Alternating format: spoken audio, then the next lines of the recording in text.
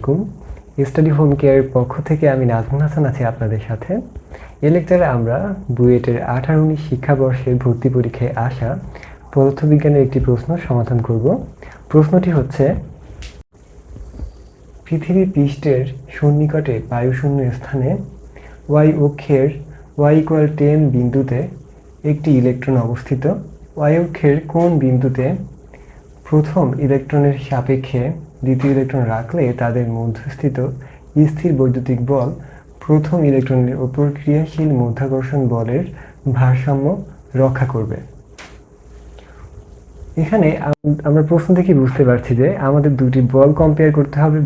একটা হচ্ছে বৈদ্যুতিক বল এবং অপরটি হচ্ছে মাধ্যাকর্ষণ বল, এবং তাদেরকে সমান্তরে আমাদের উত্তরটি বের করতে হবে।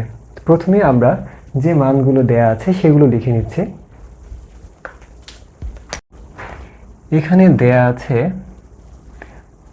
প্রথম ইলেকট্রনের অবস্থান y অক্ষের উপর কেন্দ্র থেকে 10 মিটার, এবং এখানে আরেকটি মান দেয়া আছে অভিকর্ষ ত্বরণ ব্যবহার করতে হবে 9.8 মিটার পার সেকেন্ড স্কয়ার।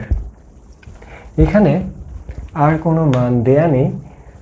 এই সমস্যাটি সমাধান করার জন্য আমাদের আরও কিছু মান আগে থেকে জানা থাকতে হবে। সেগুলো হচ্ছে ইলেকট্রনের আধান, ইলেকট্রনের ভর এবং কুলম্বের ধ্রুবক, কুলম্ব ধ্রুবকের মান। ইলেকট্রনের আধান হচ্ছে 1.6 × 10⁻⁻19 কুলম্ব। ইলেকট্রনের ভর 9.11 × 10⁻31 কেজি। কুলম্বের ধ্রুবক 1/4πε0 = 9 × 10⁻9 newton metre square per kg square, newton metre square per kg square. এবার আমরা বিষয়টি ভালো করে বোঝার জন্য একটু চিত্র এঁকে দেখব। ধরা যাক এটা হচ্ছে এক্সিস, এটা y এক্সিস এবং এটা হচ্ছে x এক্সিস। y এক্সিসের উপর প্রথম যে ইলেকট্রনটি রয়েছে সেটার অবস্থান ধরা যাক এখানে, এটাকে আমরা a বিন্দু ধরলাম, এবং আগে বলা হয়েছে যে এবং কেন্দ্র যদি O হয়, ও এ দূরত্ব হচ্ছে 10 মিটার। এবার যদি দ্বিতীয় একটি ইলেকট্রন বসানো হয় তাহলে সেটার মধ্যে যেহেতু মাধ্যাকর্ষণ শক্তির কম্পেয়ার করতে হবে, তাহলে অবশ্যই এই ইলেকট্রনের ওজনের বিরুদ্ধে কাজ করতে হবে। সেজন্য দ্বিতীয় ইলেকট্রনটির অবস্থান অবশ্যই প্রথম ইলেকট্রনের নিচে হবে, তা না হলে কিন্তু কম্পেয়ার হবে না, একটি অস্থায়ী অবস্থার সৃষ্টি হবে। ধরা যাক এই বি বিন্দুতে আরেকটি অর্থাৎ দ্বিতীয় ইলেকট্রনটি রয়েছে এবং এদের মধ্যবর্তী দূরত্বকে ধরা যাক পি। মধ্যবর্তী দূরত্ব হচ্ছে পি। এবার আমাদেরকে এই পি এর মান বের করতে হবে, যেখানে বলা হয়েছে কোন বিন্দুতে প্রথম ইলেকট্রনের সাপেক্ষে দ্বিতীয় ইলেকট্রন রাখতে, অর্থাৎ এই বিন্দু থেকে বি বিন্দুর যে দূরত্ব সেটা বের করলে আমরা দ্বিতীয় ইলেকট্রনের অবস্থান প্রথম ইলেকট্রনের সাপেক্ষে বের করে ফেলবো। এজন্য আমরা যেটা আগে বলেছিলাম যে মাধ্যাকর্ষণ শক্তি অর্থাৎ প্রথম ইলেকট্রনের ওজন এবং এদের মধ্যকার ক্রিয়াশীল যে বৈদ্যুতিক বল সেটা সমান হবে। এখানে যে বৈদ্যুতিক বলটি কাজ করছে সেটা অবশ্যই বিকর্ষণ হবে, কারণ আমরা জানি যে ইলেকট্রনের চার্জ হলো ঋণাত্মক। কোন দুটি ঋণাত্মক অর্থাৎ একই জাতীয় চার্জ পরস্পরকে বিকর্ষণ করবে, অর্থাৎ একে অপরকে দূরে সরিয়ে দিতে চাইবে।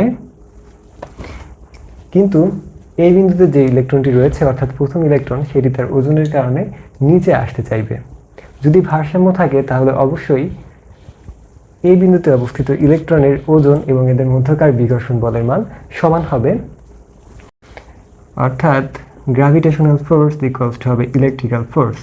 গ্র্যাভিটেশনাল ফোর্স হচ্ছে প্রথম ইলেকট্রনের ওজন এবং এটা হবে হচ্ছে কুলম্বের ধ্রুবক 1/4πε0 ইন্টু কিউ স্কোয়ার বাই এদের মধ্যে হচ্ছে ডিস্টেন্স আমরা ধরেছি পি স্কোয়ার। আমাদেরকে বের করতে, আমরা এখানে সবগুলো মানই জানি, শুধু আমাদের পি এর মানটি বের করতে হবে। সেজন্য আমরা পি কে এক পাশে নিয়ে আসি, P square equals to 1/4πε0 into Q square by MEG। 1/4 pi epsilon নটের মান আমরা জানি 9 × 10⁻৯ নিউটন মিটার স্কয়ার বা কেজি স্কয়ার। 9 × 10⁻৯ ইন্টু কিউ এর মান হচ্ছে 1.6 × 10⁻−19 হোল স্কোয়ার ডিভাইডেড বাই ইলেকট্রনের ভর হচ্ছে 9.11 × 10⁻−31 কেজি ইন্টু অভিকর্ষ ত্বরণ দেওয়া আছে 9.8। যদি এটাকে আমরা ক্যালকুলেশন করি তাহলে চলে আসার কথা 25.8। এটাকে যদি আমরা রুট করি তাহলে চলে আসবে P = 5.08 এর কাছাকাছি। একটু বড় করে লিখছি,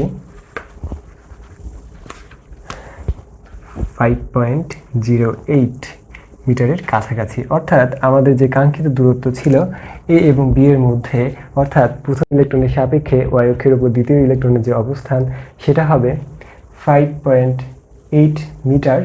কিন্তু আমরা যদি মূল বিন্দুর সাপেক্ষে দূরত্বটা বের করতে চাই তাহলে সেটা হচ্ছে ওবি ডিস্টেন্স। ওবি ডিস্টেন্স হচ্ছে 10 - 5.08 অর্থাৎ 4.92 মিটার। এই লেকচারটি এ পর্যন্তই থাকবে। যদি ভালো লাগে তাহলে চ্যানেলটি সাবস্ক্রাইব করে বেল আইকনটি বাজিয়ে রাখুন যাতে এই ধরনের আরও লেকচার পান। পরবর্তী লেকচার দেখার আমন্ত্রণ রইল। সে পর্যন্ত সবাই ভালো থাকবেন, সুস্থ থাকবেন। আল্লাহ হাফেজ।